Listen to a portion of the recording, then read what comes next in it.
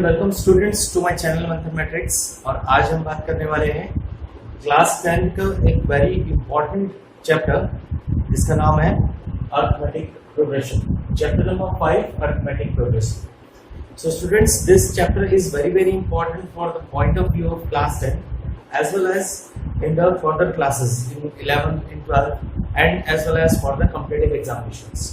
So study this chapter very carefully and first of all we'll try to understand some of the definitions related to this chapter and then we will start exercise 5.1. Okay, the first one आप इसकी definition देख लीजिए। A sequence is the ordered arrangement of numbers according to the given rule. तो अब हम इसको कुछ example से समझते हैं कि सीक्वेंस की अगर हम बात करें, suppose I am writing a sequence of a prime numbers. तो प्राइम नंबर्स की अगर हम सीक्वेंस राइट करें 2 then 3 then after that 5 7 and so on, rule एक पर्टिकुलर रूल। और यहाँ पर रूल क्या है कि that all the numbers are prime. तो प्राइम नंबर होना एक रूल है और अगर हम इसको एक अरेंजमेंट में ऑर्डर में लिख देंगे सारे नंबर्स को तो हम इसको क्या करेंगे, सीक्वेंस। तो सीक्वेंस जैसे अब next one is suppose I am writing 1 4 9 16 25 and so on like this. तो this is also a sequence. तो here what is the rule, what we will say that it is the square of a natural number. तो natural numbers का square को अगर हम इस form में right करते हैं तो this is also a sequence. ठीक है, अब हमने सपोज राइट किया 1 2 3 4 5 एंड सो ऑन। तो यहाँ पर क्या है, all the natural numbers. The rule is all the natural numbers. So these all are a sequence. ठीक है, तो after this we have to discuss about the progression. तो सीक्वेंस और प्रोग्रेशन में क्या डिफरेंस होता है इसको आपको समझना चाहिए। ये फिक्स्ड रूल को फॉलो करती है। तो यहाँ पर कुछ डेफिनेशंस दोनों एक दूसरे के सिमिलर लग रही है बट हम यहाँ पर थोड़ा सा एक में से डिफरेंस है उसको हम यहाँ पर देखेंगे। जब हम प्रोग्रेशन की बात करते हैं, सी व्हाट इज प्रोग्रेशन। जब हम यहाँ पर प्रोग्रेशन की बात करेंगे तो ये वाली जो सीक्वेंस हमने लिखी है ये वाली सीक्वेंस एक प्रोग्रेशन है, जबकि ये वाली दोनों जो सीक्वेंसेस लिखी गई हैं वो प्रोग्रेशन नहीं है। क्यों नहीं है, देखिए इसको समझ लेते हैं। क्योंकि इसके जो रिलेटेड यहाँ जो नेक्स्ट टर्म है वो जिस तरीके से कनेक्टेड है फर्स्ट टर्म से, उसी रूल से ये वाला सेकंड थर्ड टर्म भी इससे कनेक्टेड है। यानी कि हर टर्म एक दूसरे से उसी तरीके से कनेक्टेड है जैसा कि पहले के दो टर्म्स में रिलेशन है। जैसे हमें यहाँ पर 1 में +1 कर रहे हैं तो हमें 2 मिल रहा है, 2 में +1 कर रहे हैं तो 3 मिल रहा है, +1 करेंगे 4 +1 करेंगे तो 5। तो हम इसके आगे का कोई भी टर्म अगर आपसे पूछा जाए तो इसके इस पैटर्न से हम कैलकुलेट कर सकते हैं या फाइंड आउट कर सकते हैं। बट इसमें क्या होता है कि इसके जो टर्म्स हैं वो इंटर रिलेटेड नहीं है। जैसे 1 4 जिस तरीके से कनेक्टेड है 4 और 9 उस सिमिलर वे में कनेक्टेड नहीं है। या यहाँ पर 2 और 3 में अगर डिफरेंस यहाँ पर 1 ऐड करने पर मिल रहा है तो ये इसमें 2 ऐड करने पर मिल रहा है। तो I think now you can understand what is the difference between the sequence and the progression. तो every sequence is not a progression. अगर हम बात करें तो हमने यहाँ पर sequence लिखी तो इनमें से दो ये progression नहीं है जबकि ये वाली progression है। बट अगर हम राइट कर रहे हैं कि it is a progression, अगर ये एक progression है तो definitely it will be a sequence। तो वो definitely sequence जरूर होगा। ठीक है, तो this is the difference between the sequence and the progression. Just try to understand this definition कि प्रोग्रेशन में उसके टर्म्स जिस तरीके से इंटर रिलेटेड है उसका नेक्स्ट टर्म भी उसी तरीके से रिलेटेड होना चाहिए, जबकि सीक्वेंस में ऐसा कुछ भी जरूरी नहीं होता है। तो यही डिफरेंस है सीक्वेंस में और प्रोग्रेशन में। तो इसके बाद अगर हम बात करें सीरीज की तो इसमें नेक्स्ट टर्म जो आता है that is series. Now what is series here? Series, the sum of the terms of the sequence is called the series of the corresponding sequence. अगर हम इस सीक्वेंस के सारे टर्म्स को कुछ इस तरीके से राइट कर दें 2 + 3 + 5 + 7 and this will becomes a series. तो ये एक सीरीज बन जाती है। When we will write all the sequence term of the sequences in the form of a sum, then it is known as a series. So this is sequence, this progression and series. तो हमें ये सारी चीजें, ये basic definition समझना जरूरी था। और इसके बाद हम स्टार्ट कर सकते हैं अपने चैप्टर को। तो हमारा यहाँ पर जो टर्म है जो हमें पढ़ना है वो पढ़ना है अरिथमेटिक प्रोग्रेशन, यानी कि हमें एक प्रोग्रेशन की बात करनी है। और प्रोग्रेशन में अभी हमने पढ़ा कि उसके टर्म्स आपस में कुछ इंटर रिलेटेड होते हैं। तो इस तरीके की सीक्वेंस कौन सा हमारा प्रोग्रेशन हम यहाँ पर स्टडी करेंगे। तो लेट अस सी। तो students, in our daily life we will discuss many types of progressions. हम अपने नेचर में बहुत सारे इस तरीके के प्रोग्रेशंस को स्टडी करते हैं। जैसे आप एक लैडर का एग्जांपल ले लीजिए, तो इसकी जो सबसे डाउन वाली, सबसे नीचे वाली जो लैडर की जो सबसे नीचे वाली पार्ट है उसकी सपोज लेंथ है 20 सेंटीमीटर। अब इसकी ऊपर वाली और इसमें से रिड्यूस होती जाएगी। सपोज ये हर बार 2 सेंटीमीटर यहाँ से रिड्यूस हो रही है, तो 2 सेंटीमीटर अगर ये रिड्यूस होगी तो it is 18, then 16 centimetre, then this will be 14 centimetre. अगर आप इसकी नेक्स्ट को चाहे तो आप वो इजीली बता सकते हैं। तो आप देख रहे हो कि इसमें जो प्रोग्रेशन बढ़ रही है वो that is 20, second one is 18, then 16, then 40 and then so on. तो इसके आगे के और भी कुछ टर्म्स अगर हमें नहीं पता हो तो हम इसकी हेल्प से यहाँ पर बता सकते हैं। तो हम यहाँ पर क्या कर रहे हैं, we are just subtracting 2 here. तो 2 सेंटीमीटर वो लेस हो जा रही है इससे प्रीवियस वाले से। तो 2 सेंटीमीटर अगर हम माइनस करते जाएंगे तो नेक्स्ट के हम टर्म्स भी इससे पता कर सकते हैं। सो यहाँ पर इस तरीके के डेली लाइफ में हमारे पास बहुत सारे एग्जांपल्स हैं जहां पर हम यूज करते रहते हैं। लेट अस सी वन मोर एग्जांपल। सपोज एक पर्सन है जिसने एक बैंक में या एक कहते हैं कि एक पिगी बैंक में 50 रुपीज कलेक्शन किया। अब नेक्स्ट डे उसने 5 रुपीज इंक्रीज करके इसने कलेक्शन करना स्टार्ट करा in that piggy bank. So next one is 60, then 65, then 70, then 75 and so on like this. So this is also a progression. तो आप इन सारे एग्जांपल्स में एक कनेक्शन देख रहे हो कि आप जब इनमें स्टार्ट कर रहे हो तो ये वाले नेक्स्ट टर्म में +5 करने पर हमें इसका नेक्स्ट टर्म मिल जा रहा है। Each term if we add 5 then we get the next term. तो इसी को हम क्या कहते हैं, अरिथमेटिक प्रोग्रेशन कहते हैं। This is known as arithmetic progression.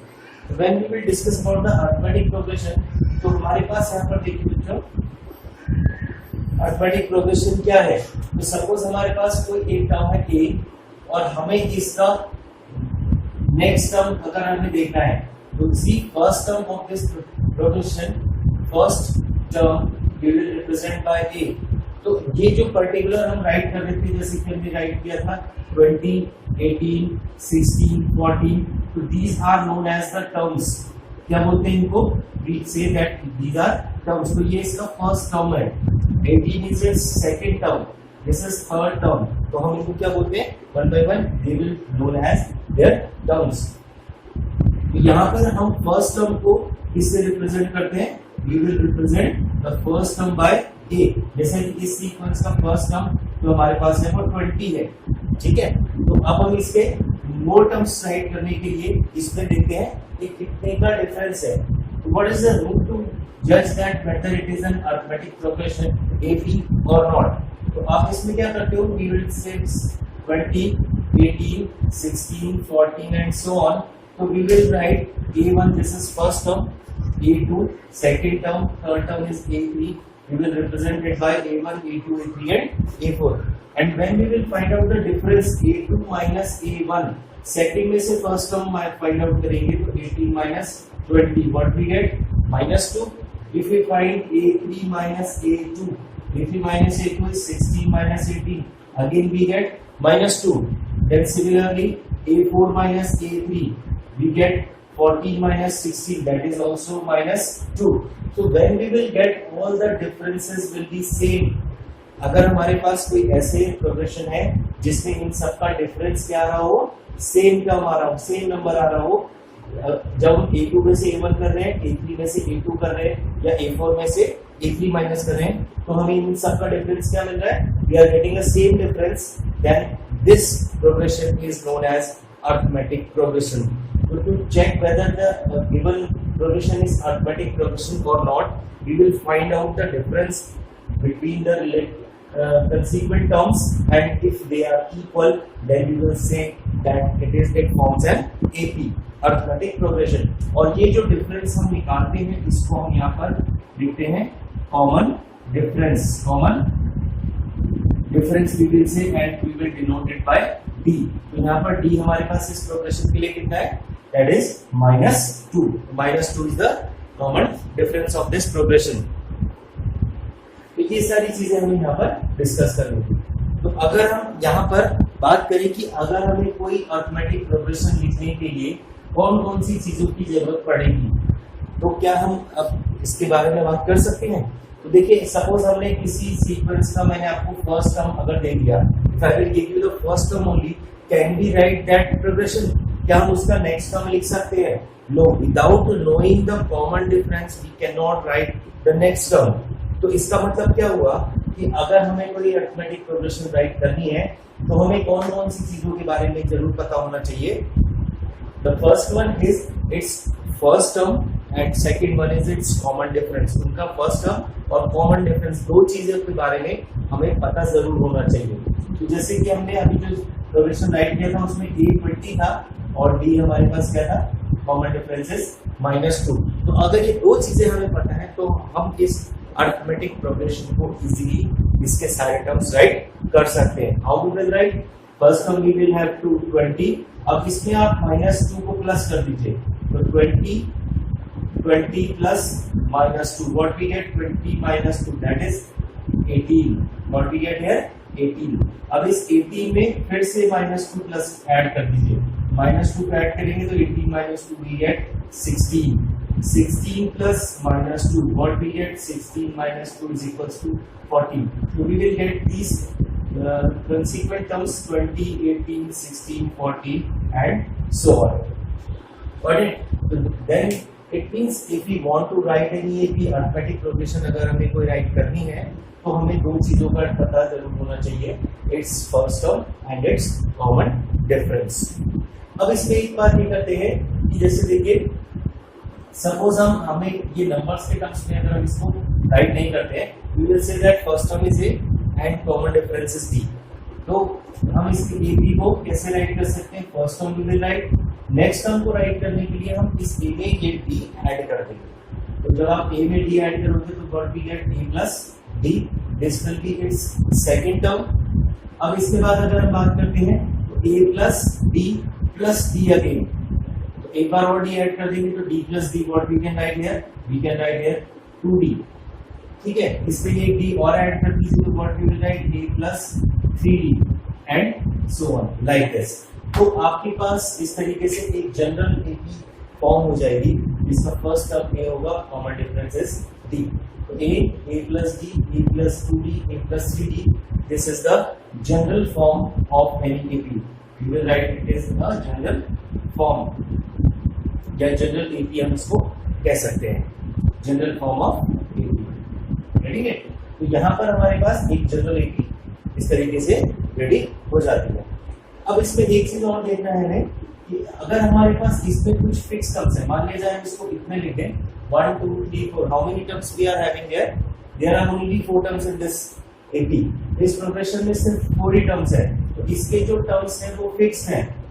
अगर इसके टर्म्स क्या है? फिक्स है या दैट कैन बी काउंटेबल, तो हम इसको क्या कहते हैं? Finite AP. We will say that it is a finite arithmetic progression.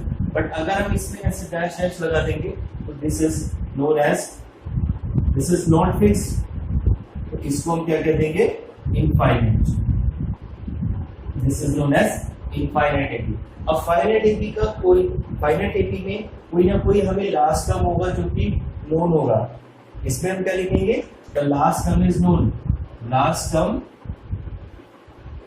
is known, पता होगा, लेकिन इसमें हमें लास्ट टर्म पता नहीं होगा। We don't know its last term because it is an infinite term, और infinite terms में हमें इसका लास्ट टर्म के बारे में कुछ भी पता नहीं होगा कि कौन सा इसका लास्ट टर्म होता है। तो this is all about the basics of arithmetic progression। अब थोड़ा सा इसके आगे की बात करते हैं। तो हमने कहा कि प्रोग्रेशन क्या होता है बच्चों। प्रोग्रेशन में हमने कहा था कि हम उसके किसी भी टर्म को अगर राइट करना चाहें तो हमें पूरी सीक्वेंस को बिना राइट किए हुए हम उस प्रोग्रेशन के किसी भी टर्म को राइट जनरली कर सकते हैं। That is the difference we have said between the sequence and the progression. तो अब यहाँ पर जब हम अर्थमेटिक प्रोग्रेशन की बात कर रहे हैं तो आप इसको ध्यान से देखिए। If we have first term A, then what we have written the second term, we will write D. Second term में D है, third term में हमने लिखा था A plus 2D और यहाँ पर A plus 3D। इस तरीके से अगर हम इस पैटर्न को फॉलो करते हैं तो एक इसमें एक बहुत पर्टिकुलर पैटर्न एक जो फॉलो हो रहा है वो हम अगर उसको ध्यान से ऑब्जर्व करें तो फर्स्ट टर्म में अगर हम देखें तो हम इसको लिख सकते हैं A plus 0 into D।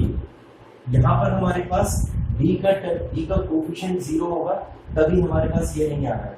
Second term में राइट कर सकते हैं A plus 1 into D। यहाँ पर D का कोफिशिएंट 1 है और ये कौन सा टर्म है इसका सेकेंड टर्म। ये कौन सा टर्म है फर्स्ट टर्म। अब बात करते हैं थर्ड टर्म की। तो थर्ड टर्म में A plus 2D ये इसका थर्ड टर्म है। तो थर्ड टर्म में D का कोफिशिएंट है 2। फोर्थ टर्म में अगर हम फोर्थ टर्म की बात करें तो उसमें D का कोफिशिएंट आ रहा है 3। तो आप एक पर्टिकुलर जो पैटर्न यहाँ पर देख रहे हो कि फर्स्ट टर्म में कोफिशिएंट 0, सेकेंड टर्म में कोफिशिएंट 1, थर्ड टर्म में कोफिशिएंट 2, फोर्थ टर्म में कोफिशिएंट 3। यानी कि जो कोफिशिएंट ऑफ D है वो उस नंबर ऑफ टर्म से 1 लेस है, इस टर्म से 1 लेस है। तो इससे अगर हम इसका चाहें तो कोई एक जनरल टर्म को यहाँ पर हम डिनोट करते हैं nth टर्म से। हम an या इसको हम लिखते हैं an is known as its nth term. nth किसी भी जनरल टर्म के लिए अब चाहे वो 100 के लिए निकालें, चाहे 58 टर्म निकालें, चाहे 1000 टर्म निकालें, कोई सा भी हम निकाल सकते हैं। तो हम जनरल टर्म को यहाँ किससे लिखते हैं nth टर्म से। तो अगर हम इसके nth टर्म की बात करें तो what will be the coefficient of D। तो D का जो कोफिशिएंट होना चाहिए बच्चों वो क्या होना चाहिए। What should be the coefficient of D 1 less than this n।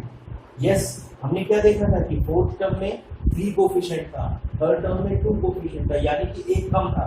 तो अगर हम nth टर्म की बात कर रहे हैं तो कोफिशिएंट शुड बी 1 लेस, यानी कि n-1। तो what should be it's nth term. तो इसके nth टर्म को हम क्या लिख सकते हैं A प्लस कोफिशिएंट इस 3 2 इस 1 के प्लेस में हमें क्या लिखना पड़ेगा n-1 और multiply with D। This will becomes the general formula for calculating the nth term. तो स्टूडेंट्स यहाँ पर ये एक बहुत इंपॉर्टेंट फॉर्मूला ड्राइव होता है जो कि जनरल टर्म फाइंड आउट करने का है AP का। तो AP का जनरल टर्म फाइंड आउट कर सकते हैं A plus n-1 into D से। तो ये बहुत इंपॉर्टेंट फॉर्मूला है, इसको आप नोट कर लीजिए। तो इसके बेसिस पे हमें आगे एक्सरसाइज सिंप्लीफाई करनी है।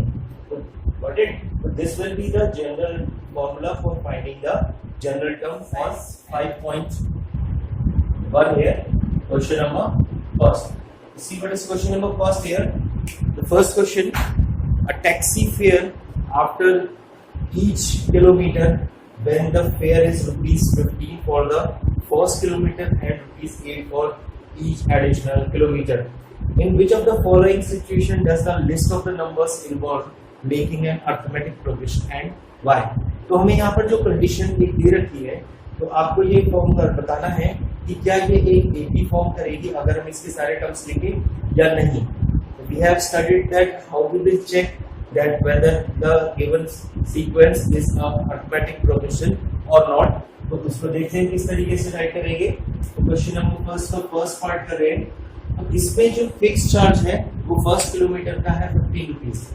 अगर एक टैक्सी हायर की जाती है तो पहले किलोमीटर के लिए फर्स्ट किलोमीटर के लिए जो चार्ज पे होना है दैट इज ₹15।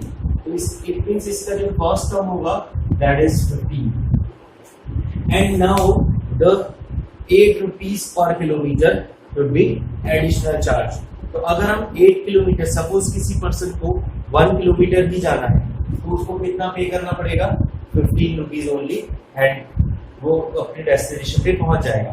बट अगर किसी पर्सन को 2 किलोमीटर जाना है, 2 किलोमीटर जाने के लिए उसको कितना ट्रेवल करना पड़ेगा, वो 15 रुपीज तो पे करेगा, प्लस 8 रुपीज और पे करेगा, तो 15 प्लस 8 कितना हो जाता है 23, तो 23 रुपीज उसको पे करने होंगे।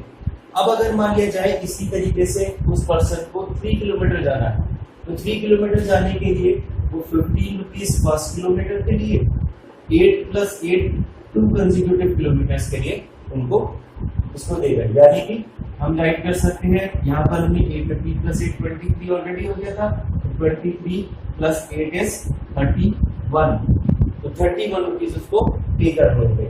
और यही प्रोसेस आगे कंटिन्यू चलेगी अगर वो कंसेक्यूटिवली 4 किलोमीटर्स 5 किलोमीटर्स इसको चलते रहेंगे।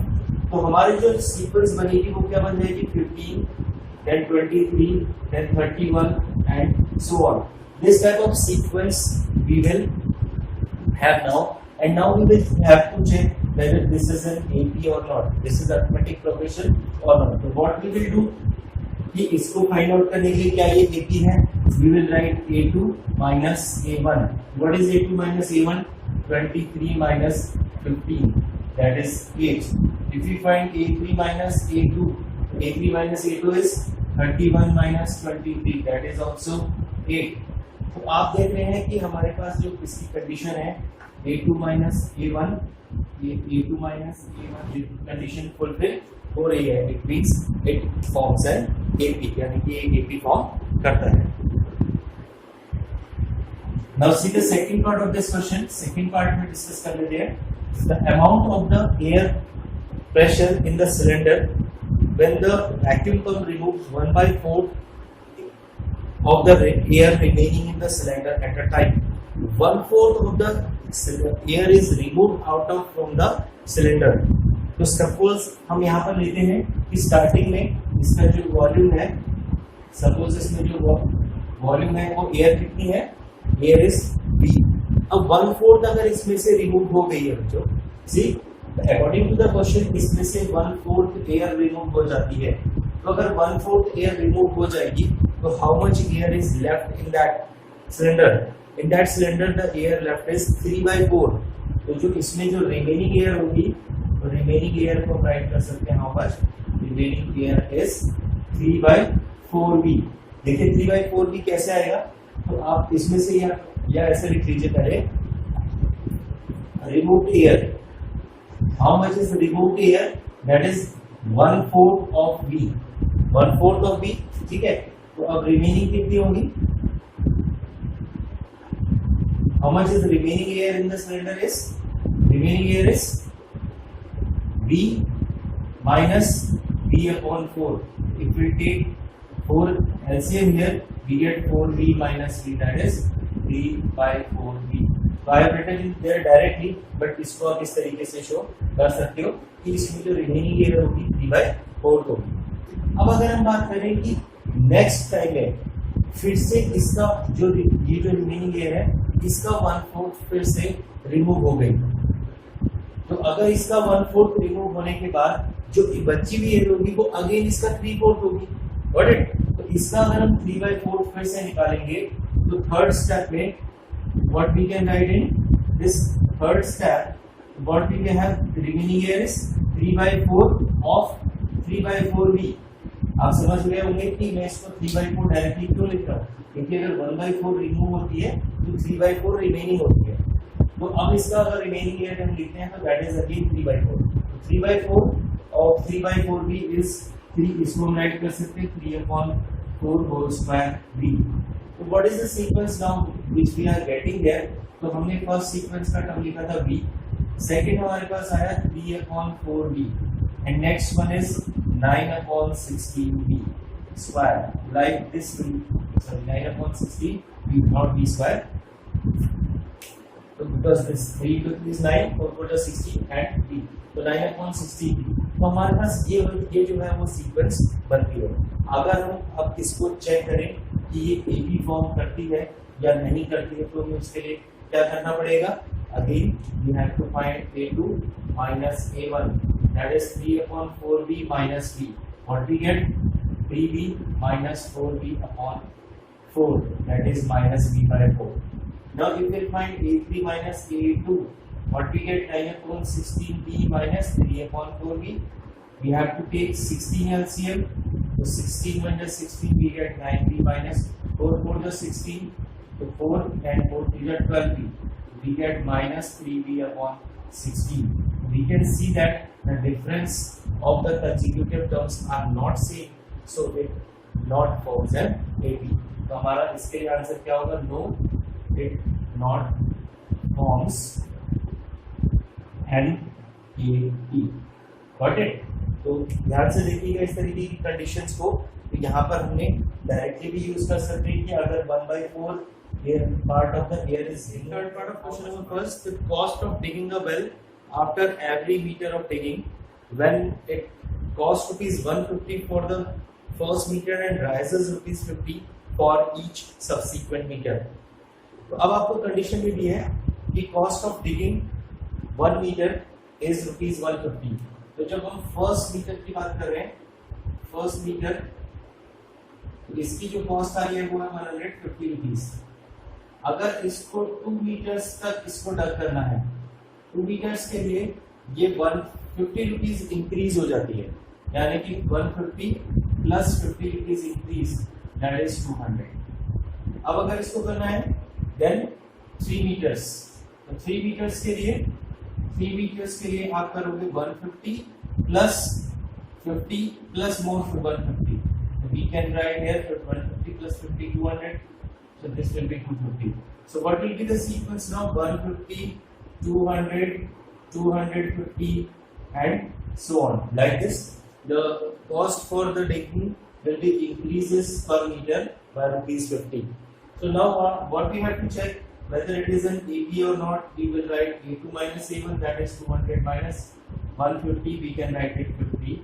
Similarly, if we will check A3 minus A1, this is again 250 minus 200. We can write it 50. So it means the difference is same, hence it is an AP. So in this condition, the sequence which we are getting forms an AP. So let us see the fourth part here. In the fourth part, we have the amount of the money in the account every year when rupees 10,000 is deposited compound interest at 8% per year. The amount for the interest, आपको यहाँ पर principal amount given है. Principal amount is 10,000 rupees. और जो sequence बननी है, जो sequence बनेगी वो इसके अमाउंट के लिए बनेगी. अमाउंट हमें कैलकुलेट करना है for 1 year, 2 year, 3 year and so on. तो अमाउंट हम कैलकुलेट करेंगे और उससे हम एक सीक्वेंस फॉर्म करेंगे.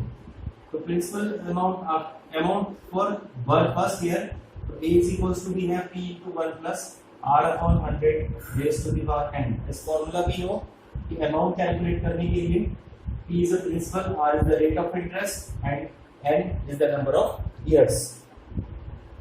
तो यहाँ पर जो R दिया हुआ है आपको, R is given to us 8% है rate of interest, और इसको 1, 2, 3 years के लिए इसको हमें सबके लिए कैलकुलेट करना है. तो फर्स्ट ईयर के लिए अगर हम कैलकुलेट करेंगे amount A equals to, we can write P in place of 10,000 into 1 plus 8 upon 100 raised to the power 1. So this we can write 10,000 into 108 upon 100. ठीक है. Now if we write amount for the second year, suppose I will say A2, so that will be 10,000 into 1 plus 8 upon 100 raised to the power 2. For 2 years, n will be 2. So we can write here 10,000 into 108 upon 100 raised to the power 2.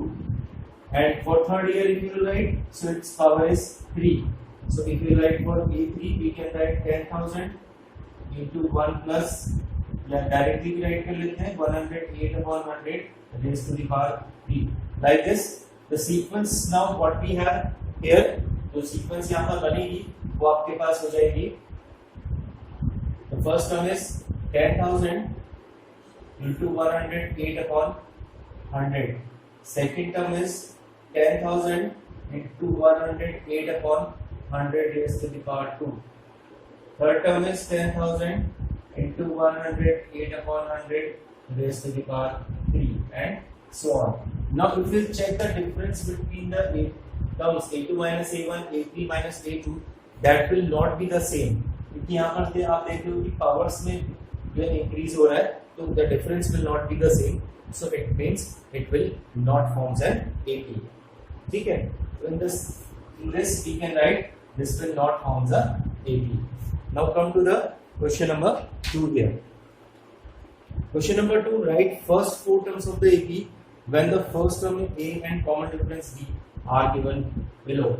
So in question number 2, if A is given to us 10 and B is given to us 10, we have to write the first four terms. So what will be the first term? A is already given 10. So for the next term, what we have to do? आपको क्या करना पड़ेगा? A plus B, A plus 2D, A plus 3D. Like this we have studied. We can write it. The first term हमारे पास अगर A है, A plus B, 10 plus 10, what we get 20. Now we have 20 plus 10 again. 20 plus 10 we can write 30. 30 plus 10 that we get 40 and so on. The first four terms only we have to write. So that are 10, 20, 30 and 40 like this. So now see, in this second part, if A is equals to, we have minus 2 and B is equals to 0. The first term is, we can write first term here. The first term is given to us minus 2. If we write second term अगर हम calculate करते हैं तो minus 2 plus 0, that is again minus 2. If we write third term that is minus 2 plus 0 again, that is again minus 2. And fourth term we will write minus 2 plus 0, that is again minus 2. It means the first four terms are minus 2, minus 2, minus 2 and minus 2. So all are same. Here in the same way we have to solve the third part of this question number 2. Just see third part here. So in this third part, A is given to us 4 and B is given to us minus 3. So if you write the first term, so first term what we can write 4, second term write कर लेते हैं, that is 4 plus minus 3. What we have 1. If we write the third term, so 1 plus minus 3, that is equals to minus 2. And fourth term if you will write minus 2 plus minus 3, that is equals to minus 5. In the same way we have fourth part here. In the fourth part we have A is equals to minus 1 and B is equals to 1 by 2. If we write first term is A is equals to minus 1. Second term write कर लेते हैं. Second term is minus 1 plus 1 by 2, that is equals to minus 1 by 2. Now write third term solve करते हैं. Minus 1 by 2 plus 1 by 2, what we get is 0 here. And if we write fourth term is 0 plus 1 by 2, that will be 1 by 2. So what will be the sequence? First term is minus 1, then we have minus 1 by 2, then we have 0, and the fourth term is 1 by 2. Like this we can write the first four terms of the sequence. In the same way, now we are solving the fifth part of this question number second. Here we have A is equals to minus 1.25 and B is equals to minus 0.25. This. So first term already we have. First term if you will write, the first term is minus 1.25. Now write second term. Second term calculate कर लेते हैं. That is minus 1.25 plus B, that is minus 0.25. So both are negative terms here. Plus minus we can write minus. So what we have? We get 25, this will be 50. So here we have 0, 5.1, minus 1.5. So second term we have minus 1.5. Now third term is minus 1.5 and plus minus 0.25, or we can write minus 1.5 minus 0.25, it will be minus 1.75. Ready? And similarly the fourth term we can also write minus 1.75 minus 0.25 again. So what we have here? Minus 2. So the sequence is minus 1.25, then minus 1.5, minus 1.75 and minus 2 and so on. But only 4 terms we have to write. The first 4 terms 1, 2, 3 and 4 term we can write like this.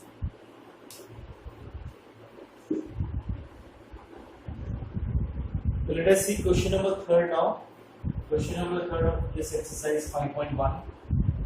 For the following, maybe write the first term and the common difference. So sequence is given here 3, 1, minus 1, minus 3. We just have to write A and D. So what is A? We can write the first term, that is 3. And D find करने के लिए आप क्या करते हो? A2 minus A1. A2 is 1 and A1 is 3. 1 minus 3, that we can write minus 2. So this is the first part.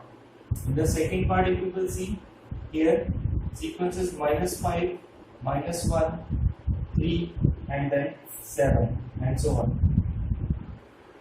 For the following, A, we write the first term and the common difference. So A we have to write here, A is equals to minus 5 and calculate D. D is equals to A2 minus A1, if you will write minus 1 minus 5. So we can write minus 1 plus 5, that is equals to 4. So A is equals to minus 5 and D is equals to 4 we have. So this will be the second part. Now see, in the same way, we can solve the third part here. In the third part, what we have, if we have 1 by 3, then 5 by 3, 9 by 3 and 13 by 3 and so on.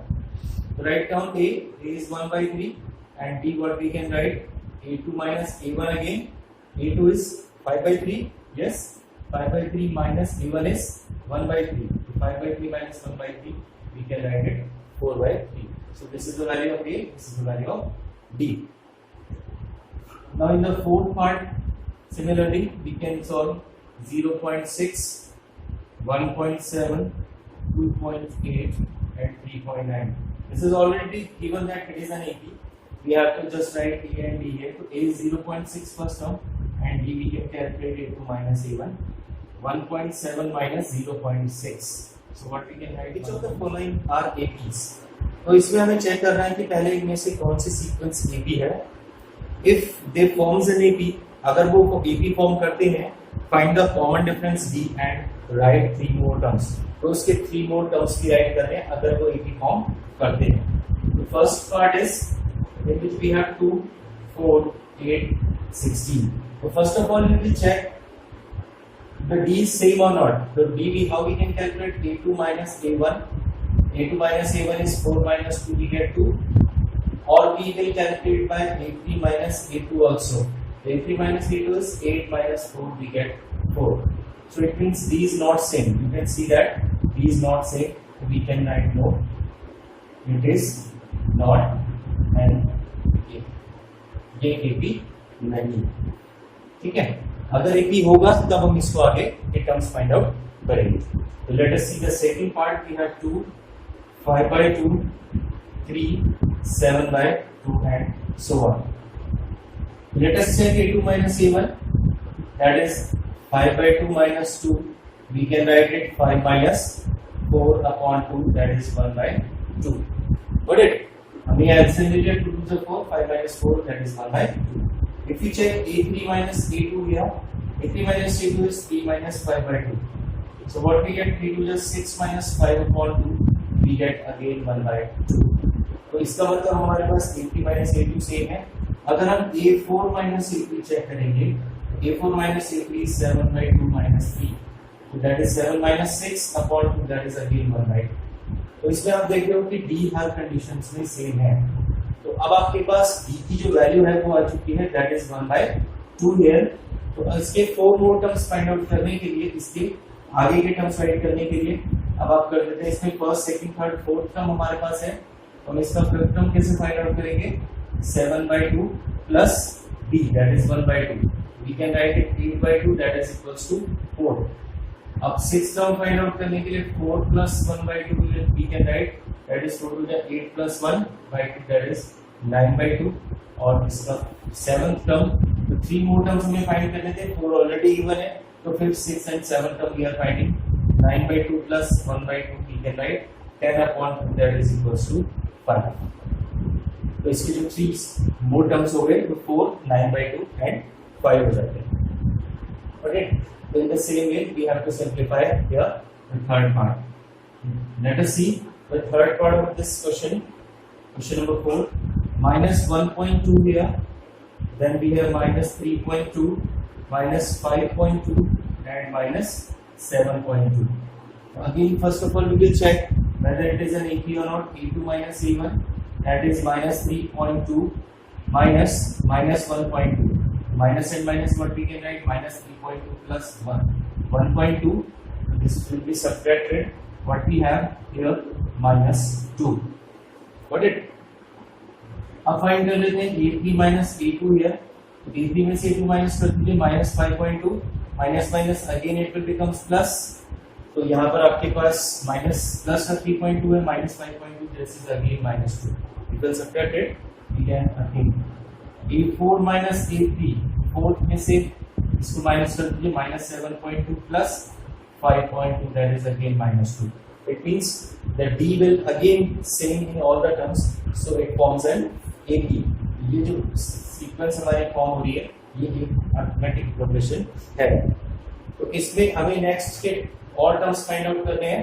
तो fifth term इसका find out कर लेते हैं. Fifth term में आप क्या करोगे, fourth term में D ऐड कर दीजिए. तो फोर्थ टर्म हमारे पास इसका था minus 7.2 प्लस, और D जो हमारे पास आया है वो है minus 2, तो हम इसमें minus 2 और ऐड कर देते हैं. तो minus 7.2 minus 2 is minus 9.2. Similarly, sixth term minus 9.2 minus 2 again, so this will be minus 11.2. And seventh term we can write minus 11.2 minus 2 is minus 13.2.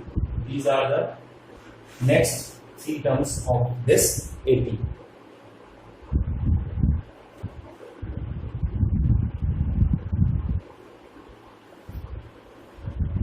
Now similarly solve the fourth part of this question here. Fourth part is minus 10, minus 6, minus 2, then 2 and so on. So write A2 minus A1 first of all. Again we have to check first of all. That is minus 6 minus 10. What we have minus 6, this is plus 10 and we can write it plus 4. Now check A3 minus A2. A3 is minus 2 minus 6. So again it is minus 2 plus 6, we get 4. इसका मतलब again ये AP form होने हो रही है. अगर हम A4 minus A3 check करते हैं, what we get 2. A4 is 2 minus 2, that is 2 plus 2, that is again 4. In all the condition D is same, so next three terms we have to find out now. तो fifth term find करते हैं, A4 plus D. The fourth term is 2 here, और D हमने find out किया है 4, that will be 6. Sixth term में 4 plus 4 again, that will be 8, और seventh term find कर लेते हैं, 8 plus 4, that means we can write it 12. So now see the fifth part. Fifth part is a little bit different. Here we have 3 plus under root 2. Then we have 3 plus 2 root 2. Then we have 3 plus 3 root 2.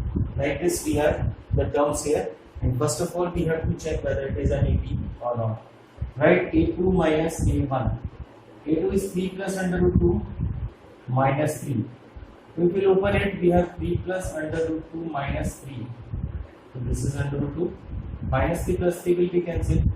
This is under root 2. So D in the first term is root 2. Now similarly if you check A3 minus A2. A3 is 3 plus 2 root 2. 3 plus 2 root 2 minus we have 3 plus root 2 second term. So this will be 3 plus 2 root 2 minus 3 minus root 2. Minus 3 plus 3 can be cancelled out to root 2 minus root 2. What we can write? Root 2 again. It means D is again the same. So it means it forms an AP again. तो अब इसके further 3 terms और हमें find out करने हैं. That we will write. तो इसका fifth term find out करते हैं बच्चों. Fifth term is again A4 plus D.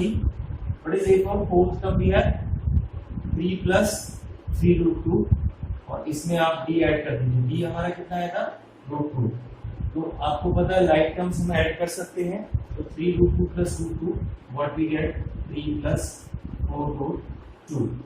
In the same way, if we want to find sixth term, 3 plus 4 root 2 plus root 2 again, we will get 3 plus 5 root 2. और next term अगर हम right करेंगे तो इसमें ये root 2 और add कर देते हैं, 3 plus 5 root 2. The next term what we get, 3 plus 6 root 2. So like this we will get, these are the next three terms, 3 plus 4 root 2, 3 plus 5 root 2 and 3 plus 6 root 2 or not. First of all we will write a2 minus a1, that is 0.22 minus we can write 0.2 like this. तो आप minus कर दीजिए 2 here, this will be 0.0 minus 0.0. If you will write a3 minus 2 and a2 is 0.22, so if you subtract it 2, this will be 0 0 plus. So you can see that the d of both the terms will not be same. a2 minus a1 is not equals to a3 minus a2 here, so it means it is not an AP. ये AP नहीं है. Let's see the next part of this question. So in this seventh part here, the sequence is given 0, minus 4, minus 8, minus 12. If we find a2 minus a1, we have minus 4 minus 0, that will be minus 4. If we write a3 minus a2, a3 is minus 8, minus a2 is minus 4, so we can write minus 8 plus 4, that is also minus 4 here. Minus 12 plus 8, again it is minus 4, so it means it forms an AP. And if you want to find out its fifth term, we have minus 12 plus d, d is minus 4, so minus 12 minus 4 is minus 16 here. A 6th term is minus 16 and minus 4, that is minus 20, and a 7th term is minus 20 minus 4, that is minus 24. So like this we can find 3 more terms. So now see the next part here. So here in the 8th part, see all the terms are minus 1 by 2, minus 1 by 2, minus 1 by 2, minus 1 by 2 and so on. So if you write a2 minus a1, that is 0, a3 minus a2, that will also be 0, and a4 minus a3, that will also be 0. It means all the differences are same. 0 is the same number here. What we can write, if we want to find fifth term, that is also minus 1 by 2 plus 0, that is minus 1 by 2. Sixth term will be also the same, minus 1 by 2 plus 0, minus 1 by 2, and seventh term is also minus 1 by 2. क्योंकि आप 0 जब भी add करते जाओगे तो आपको same terms उसमें आगे भी बढ़ते जाएंगे. So see now the ninth part here. In the ninth part we have, see ninth part with 1, 3, 9, 27. What is a2 minus a1? 3 minus 1, that is 2. If you find a3 minus a2 here, that is 9 minus 3 equals to 6.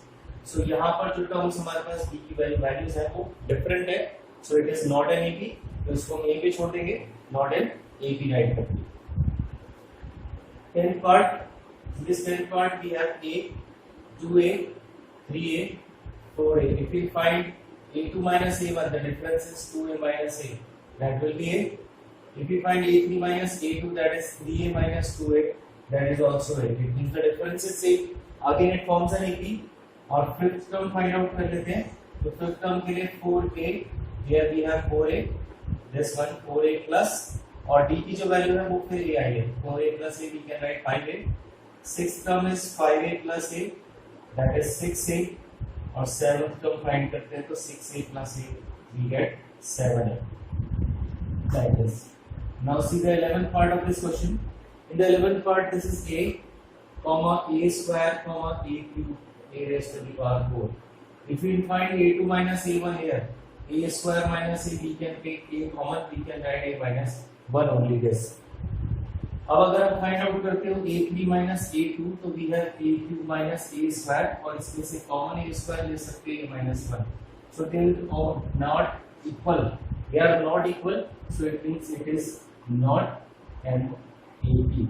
इसको हम यहीं पे छोड़ देंगे, इसके further terms हम find out नहीं कर पाएंगे. Now see the next part. This one is the important one. तो इसको थोड़ा ध्यान से देखते हैं. तो we have here this 12th part in which we have under root 2, under root 8, under root 18 and under root 32. So first of all we will simplify these terms. In terms को थोड़ा थोड़ा हम इससे पहले सिंप्लीफाई करते हैं. देखिए कैसे सिंप्लीफाई करेंगे.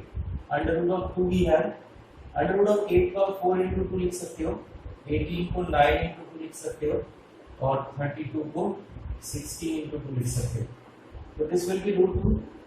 तो अगर आप इस 4 का स्क्वायर रूट 2 बाहर निकालेंगे तो इसको आप लिख सकते हो 2 root 2. In the next one 9 का स्क्वायर रूट निकालेंगे तो 3 रूट 2 इसको हम राइट कर सकते हैं और 16 का स्क्वायर इज 4 तो इसको 4 रूट 2 राइट कर सकते हैं. तो अगर अब हम फाइंड आउट करते हैं a2 minus a1, so we can write 2 root 2 minus root 2, that will be root 2. If we find a3 minus a2, that is 3 root 2 minus 2 root 2, that is again under root 2. So it means it forms an AP. अगर आप direct minus करोगे तो आपको नहीं मिलेंगे, लेकिन आप अगर इसको सिंप्लीफाई करके इस फॉर्म में चेंज कर दोगे तो आपको इनका डिफरेंस दिखेगा कि ये सेम है. और इसके नेक्स्ट टर्म्स फाइंड आउट कर सकते हैं. फिफ्थ टर्म अगर हमें फाइंड आउट करना है a4 प्लस b कर देते हैं. तो fourth term is under root 32, इसको हमने क्या लिखा था 4 रूट 2. तो 4 root 2 plus b is root 2, this one. तो इसमें अगर 4 रूट 2 प्लस रूट 2 करेंगे 5 रूट 2 लिख सकते हैं. और इसको हमें थोड़ा सिंप्लीफाई करना पड़ेगा. ये जो 5 है इस स्क्वायर रूट के अंदर जाके 25 into 2, दैट मींस रूट 50. ये जो इसका नेक्स्ट टर्म है रूट 32 के बाद रूट 50 आएगा. इसका सिक्स्थ टर्म ऐसे राइट करते हैं. तो सिक्स टर्म के लिए 5 root 2 plus root 2 we can write 6 root 2 और इसको स्क्वायर रूट के अंदर ले जाके 36 से अंदर जाएगा. 36 टू जा 72 under root of 72. Now in the same way seventh term we can write here. Seventh term is 6 root 2 plus root 2, that is 7 root 2 here. 7 root 2 का अंडर रूट ऑफ 49 into 2 लिख सकते हैं. 49 into 2 is 98, under root of 98. तो आपके पास इसके बाद root 32 के बाद जो नेक्स्ट थ्री टर्म्स हैं तो रूट 50, रूट 72 और रूट 98 आप लिखेंगे. ठीक है. Late us see the next part of this question. इसको कंप्लीट करते हैं फटाफट इस एक्सरसाइज को. 13 part now. 13 part is root 3, root 6, root 9, root 12. अगर हम इनको भी चेंज करना चाहें इस तरीके से तो क्या हम इनको भी कर सकते हैं. रूट 6 के देखिए कोई फैक्टर्स आप लिख लेंगे नहीं, क्योंकि रूट 6 को 2 into 3 आप लिखोगे जिसमें से किसी का भी स्क्वायर रूट नहीं आता है. इसका स्क्वायर रूट आप 3 लिख सकते हो. इसको 4 into 3 लिखोगे तो 4 2 root 3.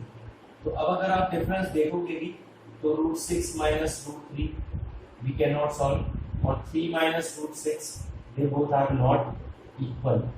यहाँ पर अगर सॉल्व करके भी देख रहे हैं तब भी हमें ये टर्म्स इक्वल नहीं मिल रहे हैं. It means they not forms an AP. Next part देखते हैं 14th one. In the 14th one we have 1 square, 3 square, 5 square, 7 square and so on. So let us see now.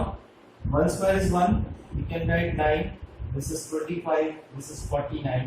अगर हम इनको simplify करके देखें तो 9 minus 1 we can write 8 here और 25 minus 9 16.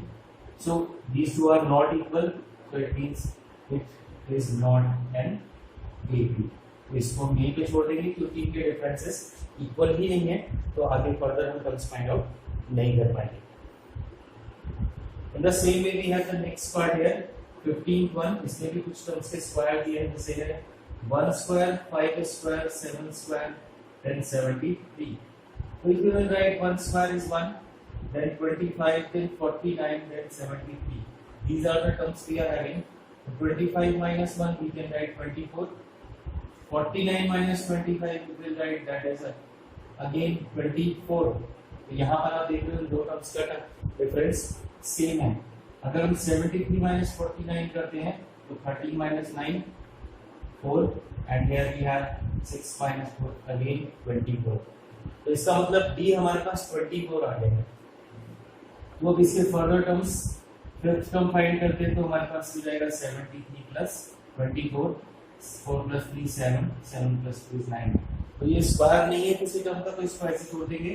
6 term right करते हैं, 97 plus 24, 7 plus 4 is 11, 9, 10, 11, 12, 121, तो इसको आप 11 स्क्वायर राइट कर सकते हैं। फिर 7th टर्म की बात करते हैं, तो that is 121 plus 24, what we have 145, 145। तो इसके जो नेक्स्ट थ्री टर्म्स है 97, 121 ये 11 square and the last term is 145। So in this way we can find out the remaining three terms of the VP.